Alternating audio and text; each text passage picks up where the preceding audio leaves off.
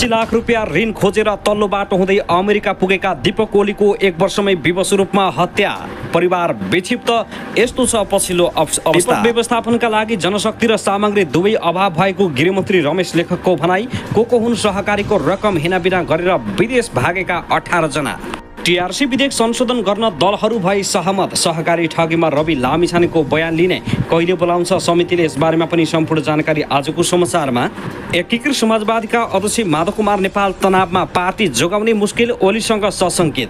मुलुक विकासका लागि दुई ठूला पार्टी मिल्नुको विकल्प छैन। महासचिव शङ्कर पोखरेल। म कडा रक्षा मन्त्री थिएँ, राजा वीरेन्द्रले भनेको नमानी प्रधान सेनापतिलाई हटाइदिएको हुँ, माधव कुमार नेपालको दाबी। विद्यार्थी विदेशी क्रमलाई देशमै अवसर प्रदान गर्नुपर्ने केपी शर्मा ओलीको जोड। उच्च शिक्षाका लागि स्वदेशमै अवसर उपलब्ध गराउन तिर्वी पदाधिकारीहरूलाई प्रधानमन्त्री केपी शर्मा ओलीको आग्रह। खिर खाएर यसरी मनाए नेताहरूले साउन 15। उद्योग मन्त्री भण्डारी र अमेरिकी राजदूत बीच भेटवार्ता। 7 बुँदे सहमतिको गोलचक्करमा फस्यो देश। पानीको अरिङ्गल चोरी भएपछि ओडामा उजुरी। प्रधानमन्त्री केपी शर्मा ओली र देउबाले देशलाई कतातर्फ लाँदैछन्, प्रचण्डले चाले कडा कदम। नेकपा माओवादी केन्द्रको पदाधिकारी बैठक सुरु, नेताहरूले उठाए प्रश्नको जवाब दिँदै प्रचण्ड। उच्च शिक्षाका लागि विद्यार्थी अब बाहिर नजाने बनाउने सरकारको तयारी। बाँकेमा 7,745 राष्ट्रिय परिचय पत्रका कार्ड। पदाधिकारी बैठकमा आज प्रचण्डले जवाब दिने तयारी। प्रधानमन्त्री ओलीले सबै सचिवालयलाई बोलाए। आज यस्तो निर्देशन दिँदै 21 सचिवको सरुवा। संसदका दुवै सदनको बैठक सुरु। कर्तव्य ज्यान मुद्दाका फरार अभियुक्त 20 वर्षपछि पक्राउ। लागु औषधसहित विभिन्न स्थानबाट 14 जना समातिए। करिब 769 किलोग्राम गाँजासहित कन्टेनर चालक समातिए। र पूर्व भूमि सुधार राज्य मन्त्रीको हत्यामा संलग्न 2 जना पक्राउ। घटना चौकी हुँदै 6 महिनामा 400 भन्दा बढी पर्यटक नेपाल भित्रिए। पोखरामा गाउँ गाउँबाट कृषि एम्बुलेन्सले ल्याउँछ तरकारी। धनुषमा कुटपिट गरी 1 जनाको हत्या। अब हेर्नुहोस् पुरा समाचार। दर्शकबिन नमस्कार, युट्युब च्यानल नेपाली खबर मिडियामा तपाईहरूलाई हार्दिक स्वागत छ। यदि हाम्रो च्यानललाई अहिलेसम्म सब्स्क्राइब गर्नुभएको छैन भने सब्स्क्राइब गरी नजिक रहेको बेल आइकनलाई दबाई हामीसँग जोडिनुहोला। दर्शकबिन सदा झैं आज पनि हामी तपाईहरुमाझ देशभरका विभिन्न समाचारका साथ उपस्थित भइसकेका छौं। यो भिडियोलाई अन्तिमसम्म हेर्नुहोला, साथै कहाँ हेर्दै हुनुहुन्छ, के भन्न चाहनुहुन्छ, तपाईको मनमा लागेका प्रतिक्रिया कमेन्ट बक्समा छोड्न नभुल्नुहोला। दर्शकबिन के तपाई हाम्रो च्यानलमा नियमित श्रोता हुनुहुन्छ? यदि नियमित हुनुहुन्छ भने तल कमेन्ट बक्समा नियमित अथवा रेगुलर लेख्नुहोस्। नयाँ हुनुहुन्छ भने सब्स्क्राइब गर्न नभुल्नुहोस्, ताकि नयाँ समाचारका साथ हामी तपाईहरुमाझ हरपल उपस्थित भइराख्नेछौँ। दर्शक महानुभाव, हाम्रा समाचार अपडेटहरू तपाईहरूलाई के कस्तो लागिरहेका छन्, जस्तो लाग्छन् त्यस्तै प्रतिक्रिया छोड्न नभुल्नुहोला। सबै समाचारहरू उत्तिकै महत्त्वपूर्ण भएकाले भिडियोलाई अन्तिमसम्म हेर्नुहोस्। दर्शकबिन आउनुहोस् आजको पहिलो खबरतर्फ लागौ। गृहमन्त्री रमेश लेखकले सरकारमा विपद व्यवस्थापनका लागि जनशक्ति र सामग्री दुवै अभाव रहेको स्वीकारेका छन्।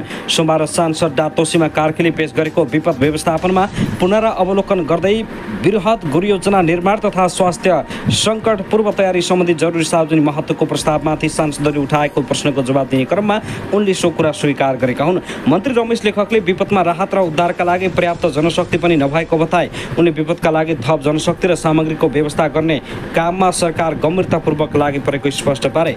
चालु मनसुन अवधिका लागि नेपाली सेनाको 10,847, नेपाल प्रहरीको 10,585, सशस्त्र प्रहरी बल नेपालको 9,924 जनशक्ति परिचालनका लागि तयारी अवस्थामा राखेको उनले बताएका छन्। गृहमन्त्री रमेश लेखकले विपद व्यवस्थापनका लागि सरकारले स्थानीय तहसम्म परिचालन हुने गरी जोखिम न्यूनीकरणको उपाय अवलम्बन गर्ने बताएका छन्। मन्त्री लेखकले भने हामीसँग विपदको उद्धार लगायतका कामको निम्ति आवश्यक इक्विपमेन्ट सबै छैन, यसको थप व्यवस्थापन गर्न आवश्यक छ। जनशक्ति पनि पर्याप्त छैन, त्यसलाई थप दक्ष बनाएर थप तालिम व्यवस्था गरेर त्यसलाई अझै गतिशील बनाउन जरुरी छ। मन्त्री रमेश लेखकले विपद व्यवस्थापनका लागि दक्ष जनशक्ति निर्माणमा पनि ध्यान दिनुपर्ने अवस्था रहेको बताए। दर्शक महानुभाव, त्यसगरी संसदीय राजनीतिमा दुई ठूला दल मिलेर सरकार बिरलै बन्छन्। भर्खरै कांग्रेस र एमाले मिलेर सरकार बनेको छ। केपी शर्मा ओलीको नेतृत्वमा नयाँ सत्ता समीकरणका लागि कांग्रेस एमाले 7 बुँदे सहमति गरेका थिए। सोही अनुसार साउन 6 गते एमाले अध्यक्ष केपी शर्मा ओलीले संसदबाट विश्वासको मत पाए। त्यसअघि ओलीको काँधमा जिम्मेवारी थपिएको छ। यो जिम्मेवारलाई उनले कसरी पुरा गर्छन् त्यो त हेर्न बाँकी छ। पटक पटक प्रधानमन्त्री भइसकेका ओलीबाट अब आशा गर्नुपर्ने खासै केही छैन। सरकारले आशा जगाउन पनि सकेको छैन। दलहरू मिलेर देश बनाउने कुरा छाडेर सत्ता स्वार्थको घिनलाग्दो खेलमा अधिकांश समय बिताउँदै आएका छन्। यसपालि पनि दुई सत्ता साझेदार पार्टीको गठबन्धनसँगै संविधान संशोधनको विषय समेत उठेको अवस्था छ। यसले देशलाई अस्थिरतातर्फ लैजान्छ कि स्थिरतातर्फ लैजान्छ भन्ने कुरा महत्त्वपूर्ण हो। आलुपालु सरकारमा जानेर मिलिजुली देशको ढुकुटी लुट्ने बाहेक दलहरूले अरू केही पनि सिनको भाँच्न सकेका छैनन्। 7 बुँदे सहमतिको गोलचक्करमा फसेर नयाँ सरकार बनेको कुरा दुनियाँलाई थाहा छ। आपसी कुरा मिल्दासम्म सरकार टिक्ने होला, नमिल्दा ढल्ने होला। यो कुनै नौलो कुरा होइन, विगतको नजिरले स्पष्ट पारेको छ। दलहरू मिलेर देश बनाउने कुरा छाडेर सत्ता स्वार्थको घिनलाग्दो खेलमा अधिकांश समय बिताउँदै आएका छन्। यसपालि दुई सत्ता साझेदार दल पार्टीको गठबन्धनसँगै संविधान संशोधनको विषय समेत उठेको अवस्था छ। यसले देशलाई स्थिरतातर्फ लैजान्छ कि अस्थिरतातर्फ भन्ने कुरा महत्त्वपूर्ण बनेको छ। देशको कार्यकारी पद एक कार्यकालभन्दा बढी रहन नसकिने व्यवस्था कानुनमा हुनुपर्छ। त्यसो भयो भने मात्रै नयाँले अवसर पाउन सक्छन्। कुर्सीका लागि पुराना अनुहार पटक पटक नेतृत्वमा दोहोरिएर आउँदा देशलाई बन्धक बनाउने खतरा हुन्छ। त्यस्तै निर्वाचन प्रणाली लगायत व्यवस्थापिकाका विषयमा पनि प्रश्न उठ्ने गरेका छन्। यसमा पुनर्विचार गर्न आवश्यक देखिन्छ। आफ्नो नीति र सिद्धान्तका दलहरू चल्न सकेनन्। त्यसो भए पनि राजनीतिमा विकृति रूपमा फैलिन्छ। जनप्रतिनिधिहरूको गलत काम कारबाहीप्रति जनताले लगातार खबरदारी गरिरहनुपर्छ। सिद्धान्त र नीति विपरीतका कार्यमा तत्कालै विरोध गर्न सकियो भने मात्रै पद्धति बस्न सक्छ। राजनीतिक दल र तिनका नेताहरूलाई सुध्रने मौका नेपाली जनताले धेरै पटक दिइसकेका छन्, तर दल र तिनका नेताहरू सुध्रन चाहँदैनन्। राजनीतिप्रति जनता पहिला जस्तो त्यति उत्साहित पनि छैनन्। नेतृत्वको गलत कामलाई विरोध गर्न सक्ने क्षमता पार्टी कार्यकर्ताले पनि राख्न सक्नु पर्थ्यो। अहिलेसम्म त्यसो गर्न सकेका छैनन्। देशले नयाँ सरकार त पायो, तर अब यो सरकारको आयु कति, यसको स्थिरताका आधार के छन्? प्रश्न पुरानै छ। पुराना राजनीतिक दल र तिनका शीर्ष नेताहरू देश र जनताको हितमा काम गर्न असफल भएका छन्। उनीहरू आफ्नो स्वार्थ बाहेक अरू पनि हेर्न सक्दैनन्, जसले गर्दा नेपाली जनता पछिल्लो समय राजनीतिप्रति त्यति चासो राख्न छाडेका छन्। जनतामा देखिएको यो वृत्तिश्रेणा समेत हो। बहुसङ्ख्यक जनताको चाहना भनेको नेपालको स्थायी सरकार पाओस् भन्ने नै छ, जुन स्वाभाविक पनि हो। सरकार स्थिर भयो भने मात्रै देशको भविष्य उज्जवल बन्न सक्छ। अस्थिर सरकारले योजना कार्यान्वयन गर्न सक्दैन। योजना कार्यान्वयन नभएपछि विकास हुने कुरै हुँदैन। स्थिरता बिना विकास असम्भव छ। जसले जे भनोस् नेपालको राजनीति सही दिशातर्फ अगाडि बढ्न सकिरहेको छैन। राजनीतिक अस्थिरताले मुलुक लामो समयदेखि थिलो बनेको अवस्थामा कुनै पनि पार्टीको स्पष्ट बहुमत नआएपछि मिलिजुली सरकार बन्नु बाध्यता हो। अब कसलाई दोष दिने? जनतालाई कहिले दललाई? यो प्रश्न लामो समयदेखि उठिरहेको छ। राजनीतिक दलहरूले राष्ट्रिय सहमतिको नारालाई नारामै सीमित राखेका छन्। एकले अर्कोलाई खुइलाउने व्यवहार दलहरूले देखाउँदै आएका छन्। यो पटक्कै राम्रो कुरा होइन। चुनाव अघि जनता सामु गरिएका बाचाहरू सरकारमा गएपछि सबैजसो दलहरूले बिर्सँदै आएका छन्।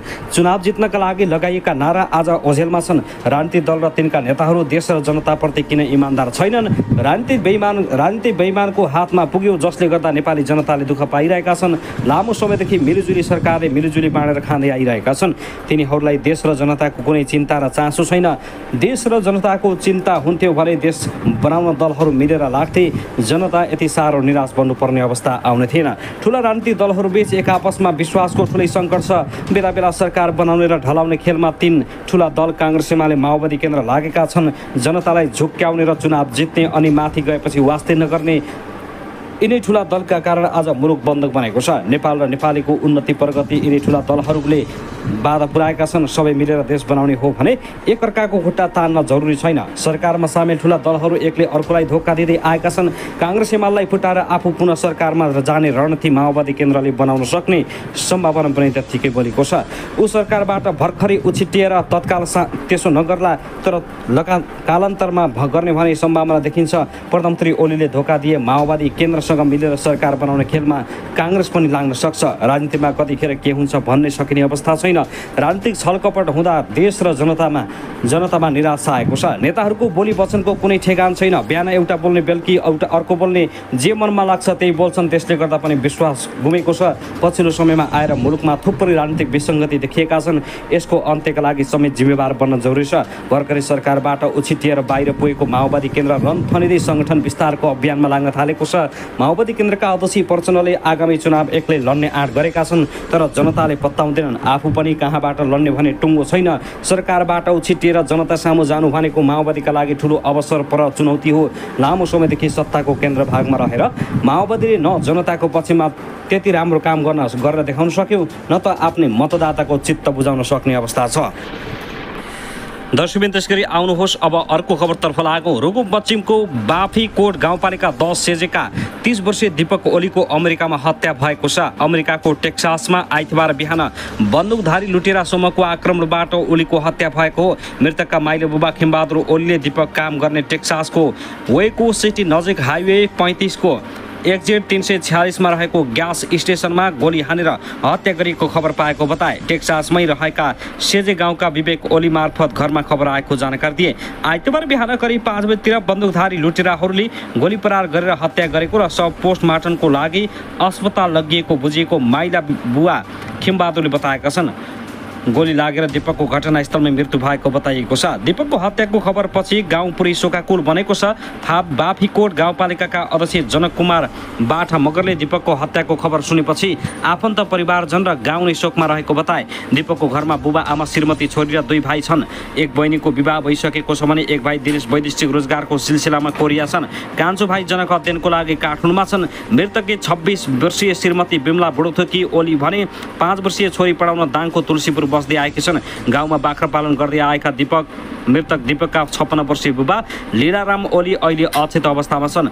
घरमा सम्झाइ बुझाइ गर्ने अवस्था छैन। सबैतिर सन्नाटा छाएको छ। खिमबहादुरका अनुसार दीपक 1 वर्ष अगाडि मात्रै अमेरिका पुगेका हुन्। सन् 2030 को जुलाई महिनामा अमेरिका पुगेका दीपक अवैध बाटो तल्लो बाटो हुँदै अमेरिका पुगेका थिए। अमेरिकाको सपना पछ्याउँदै अवैध बाटो अमेरिका पुगेका दीपकको सपना उतै अस्ताएको छ। सपनाको देशले दीपकको परिवारको सारा सपना टुटाएको छ। दीपकले 2079 मङ्सिरमा घर छाडेर हिँडेका थिए। अमेरिका पुग्ने क्रममा बाटोमै करिब 1.5 वर्ष र 80 लाख रुपियाँ खर्च भएको खिमबहादुरले बताए।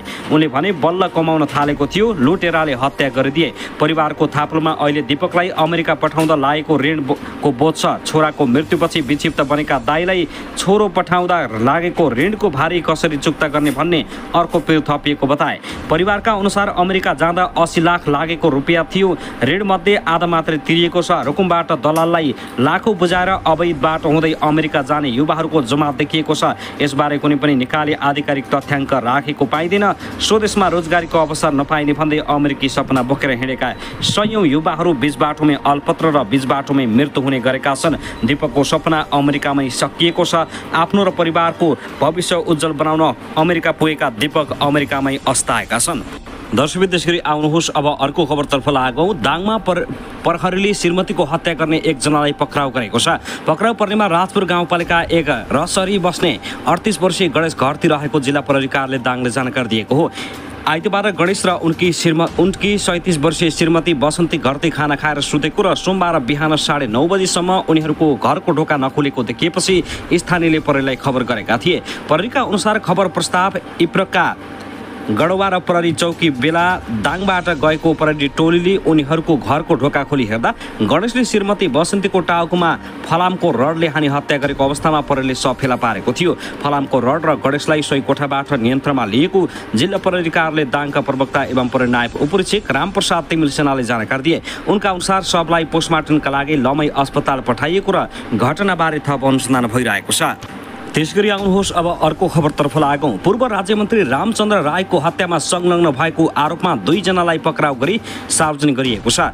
जग्गा सम्बन्धी मत भिन्नता र आर्थिक प्रलोभनका कारण पूर्व राज्यमन्त्री रामचन्द्रको हत्या भएको सर्लाही प्रहरीले जनाएको छ। जिल्ला प्रहरी कार्यालय सर्लाहीले रामचन्द्रको हत्याको आरोपमा उनकै घरमा सहयोगीको रूपमा बसेका काम गर्ने कविलासी नगरपालिका 3 का 25 वर्षीय राम ओजेन राय र चन्द्रनगर गाउँपालिका 1 रतनपुरका 46 वर्षीय वीरेन्द्र रायलाई पक्राउ गरी सार्वजनिक गरिएको छ।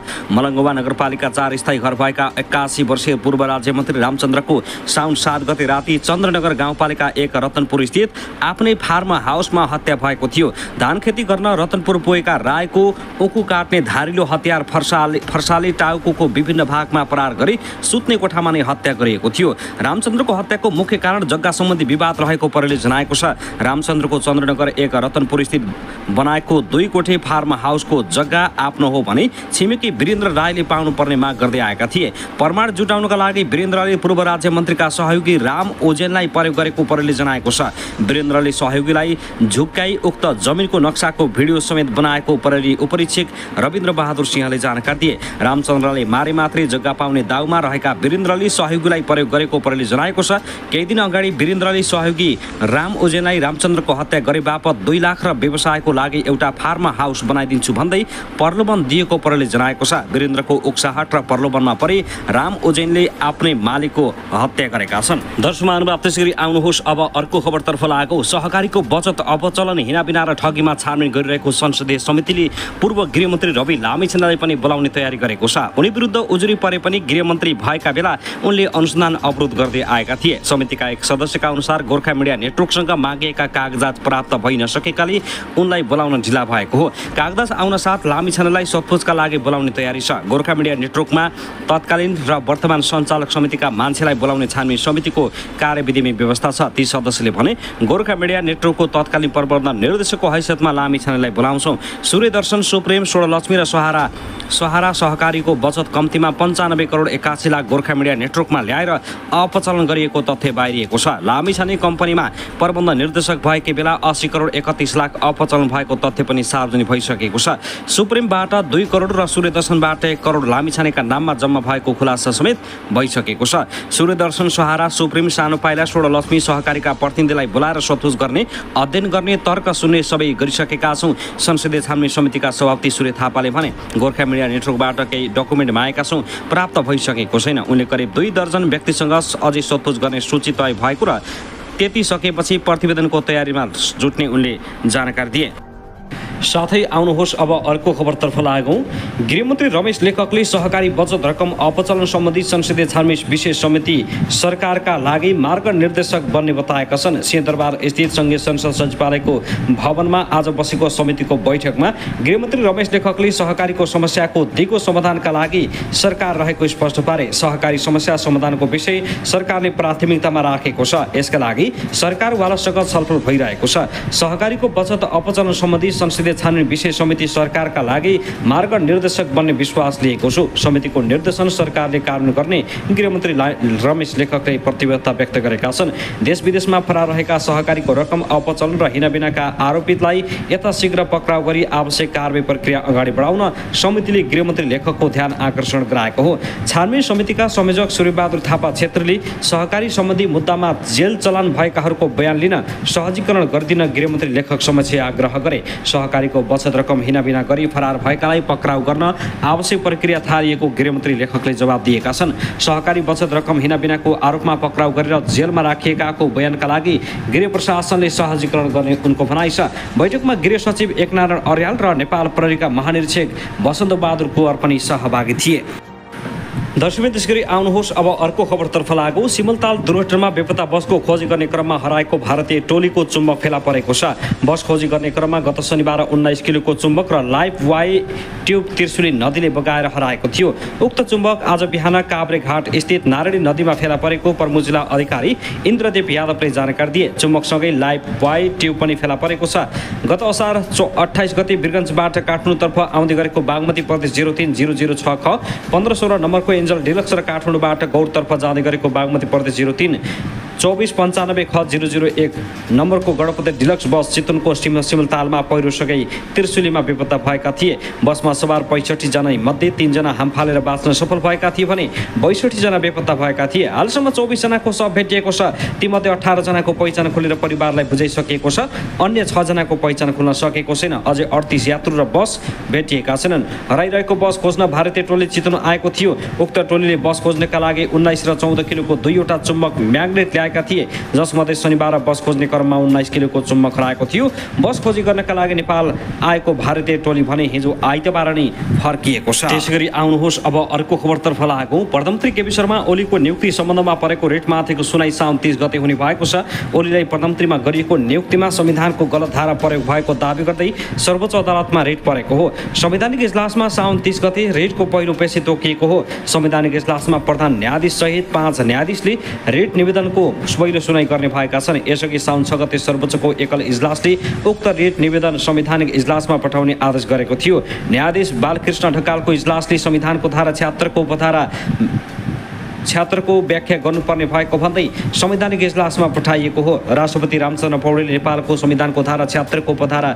2 अनुसार गरेको नियुक्ति गैरकानुनी रहेको भन्दै 3 जना अधिवक्ताले असार 31 गते सर्वोच्चमा रिट दायर गरेका थिए। उनीहरूले धारा 76 को उपधारा 2 बमोजिम नियुक्ति भएको प्रधानमन्त्रीले विश्वासको मत प्राप्त गर्न नसकेपछि स्वतः उपधारा 3 आकर्षित हुने र यस अनुसार सबैभन्दा ठूलो दलको संसदीय दलको नेतालाई प्रधानमन्त्रीमा नियुक्ति गर्नुपर्ने दावी गरिएको थियो। राष्ट्रपति रामचन्द्र पौडेलले नेपालको संविधानको धारा 76 को उपधारा 2 अनुसार गरेको नियुक्ति गैरकानुनी रहेको भन्दै 3 जना अधिवक्ताले असार 31 गते सर्वोच्च अदालतमा रिट दर्ता गराएका थिए। उनीहरूले धारा 76 को उपधारा 2 बमोजिम नियुक्ति भएको मत प्रधानमन्त्रीले विश्वासको मत प्राप्त गर्न नसकेपछि स्वतः उपधारा 3 आकर्षित हुने र यस अनुसार सबैभन्दा ठूलो दलको संसदीय दलको नेतालाई प्रधानमन्त्री नियुक्ति गर्नुपर्ने दावी गरिएको छ। यदि उपधारा 3 अनुसार सरकार बन्ने हो भने नेपाली कांग्रेसका सभापति शेरबहादुर देउवा प्रधानमन्त्री हुने थिए। प्रतिनिधि सभाको अघिल्लो कार्यकालमा तत्कालीन राष्ट्रपति विद्यादेवी भण्डारीले तत्कालीन प्रधानमन्त्री ओलीले विश्वासको मत नपाएको अवस्थामा संसदको ठूलो दलको संसदीय दलको नेताका रूपमा उपधारा 3 बमोजिम फेरि ओलीलाई नै प्रधानमन्त्री नियुक्ति गरेका थिइन्। यही नजिरले अहिलेको नियुक्ति अवैधानिक हुने दावी रेटमा गरिएको छ। कास्कीको पोखरामा आज भएको विद्यालयको बस दुर्घटनामा 2 जनाको मृत्यु भएको छ। उक्त दुर्घटनामा 28 जना विद्यार्थी घाइते भएका छन्। पोखरा 17 बिरोटा स्थित एलपी देवकोटा मेमोरियल स्कुलको ग1 क 6219 नम्बरको विद्यार्थी बोकेको बस पोखरा 21 गुडको स्थित भित्री सडकमा अनियन्त्रित हुँदा सडकबाट 50 मिटर तल खसेको थियो। सो घटनामा पोखरा 21 बस्ने उक्त विद्यालयकी कार्यालय सहयोगी 33 वर्षीय आरती विक र विद्यालयमा अध्ययनरत उनका छोरा 6 वर्षीय प्रिन्स विकको मृत्यु भएको जिल्ला प्रहरी कार्यालयका प्रवक्ता एवं प्रहरी नायब उपरीक्षक वसन्त कुमार शर्माले जानकारी दिए। दुवैजनाको गण्डकी मेडिकल कलेजमा उपचारका क्रममा मृत्यु भएको हो। दुर्घटनामा घाइते भएका विद्यार्थी, शिक्षक, अभिभावक तथा चालक मध्ये 13 जनाको गण्डकी मेडिकल कलेजमा, 12 जनाको पोखरा स्वास्थ्य विज्ञान प्रतिष्ठान अन्तर्गतको पश्चिमाञ्चल क्षेत्रीय अस्पताल र 3 जनाको मणिपाल शिक्षण अस्पतालमा उपचार भइरहेको प्रहरीले जनाएको छ। दर्शक महानुभाव, त्यसगरी सत्ताबाट बाहिरिएपछि नेकपा माओवादी केन्द्रका अध्यक्ष पुष्पकमल दाहाल प्रचण्डले आत्मसमीक्षा गर्न थालेका छन्। करिब 9 वर्षपछि सङ्घदेखि प्रदेशसम्म प्रतिपक्षमा पुगेका प्रचण्डले सरकारबाट बाहिरिनुको कारणबारे आत्मसमीक्षा गर्न थालेका हुन्। प्रतिनिधि सभाका 2 ठूला दल नेपाली कांग्रेस र एमाले मिलेपछि सत्ताबाट बाहिरिसके कांग्रेस र एमालेसँग आफ्नो सहकार्य नटिक्नुको कारण खोजी गरेका हुन्।